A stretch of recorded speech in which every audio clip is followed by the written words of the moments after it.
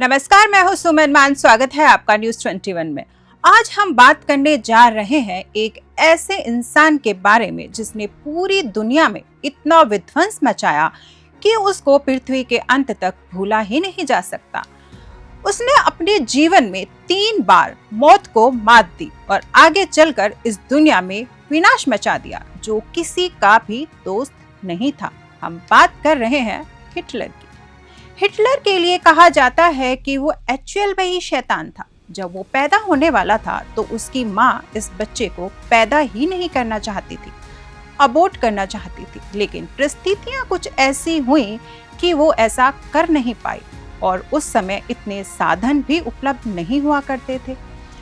इसके बाद जब हिटलर पैदा हो गया, वो 4 या 5 साल की उम्र में था कि एक बार नदी में गिर गया। उसका मरना बिल्कुल तय था, लेकिन एक अनजान आदमी द्वारा उसे बचा लिया गया। इससे भी इंटरेस्टिंग बात यह है कि जिस हिटलर को हम सेकेंड वर्ल्ड वॉर के लिए जानते हैं, वो हिटलर फर्स्ट वर्ल्ड वॉर में एक सैनिक था जो जर्मनी के लिए लड़ रहा था। उस युद्ध में एक समय ऐसा आया जब वो एक अमेरिकन की बंदूक की नोक पर था और जब उसने गोली चलाई तो गोली चली ही नहीं। उस अमेरिकन ने सोचा शायद जीसस यही चाहते हैं, क्योंकि वो जीसस को मानने वाला था। उन्होंने उस वक्त हिटलर की जान बख्श दी।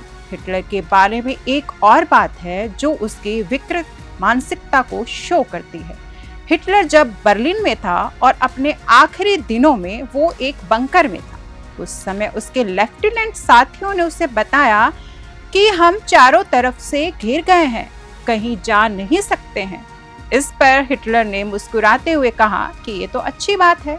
तब उनमें से किसी एक ने पूछा कि इसमें आखिर अच्छी बात है क्या। उस टाइम हिटलर ने जवाब देते हुए कहा कि अच्छी बात यह है कि सब दुश्मन एक जगह हैं, हमें निशाना नहीं लगाना पड़ेगा, किधर से भी गोली चलाओ दुश्मन ही मरेगा।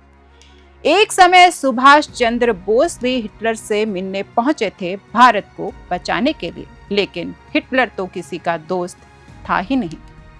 तो ये थी दुनिया के सबसे विध्वंसकारी शख्स की कहानी। हम आगे भी हाजिर होंगे इसी तरह की कुछ और जानकारी लेकर। तब तक बने रहे हमारे साथ, देखते रहे न्यूज़ 21। धन्यवाद।